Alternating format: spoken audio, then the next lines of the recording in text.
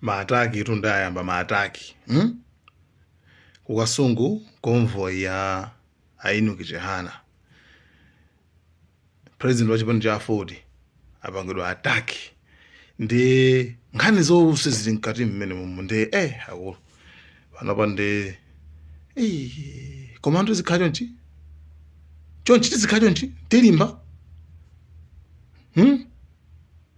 azopsha zikhedwe zizizi dziko la Malawi ndi limodzi ndale zisauche dziko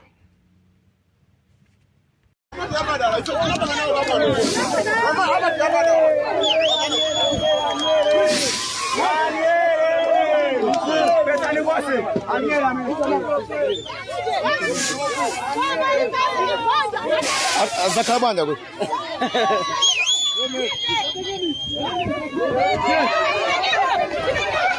ili ndi Diamond Ras Gawenga limene chipani cha Malawi Congress Party chimatilondola nalo taenda koseko ndi President Chihana ndiye akhala akutilondola koseko kuti atipange chipongwe. Number plate yake ndi imeneyi.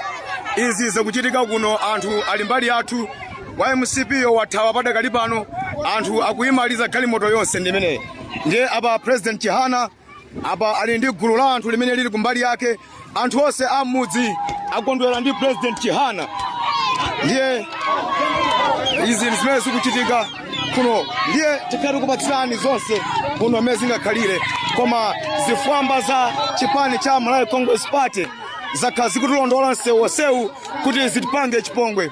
Zachita kutengera anthu amudzi amene atipulumutsa, anthu amudzi amene akukonda Enoch Chihana ndi amene ampulumutsa mtsogoleriyu. Ndiye china chilichonse tikuwuzani fesi tikuopa tikupita konko ndipo kena kalikonse mukaona muli ndi ine Ahmad Maloko, one kake and goodbye.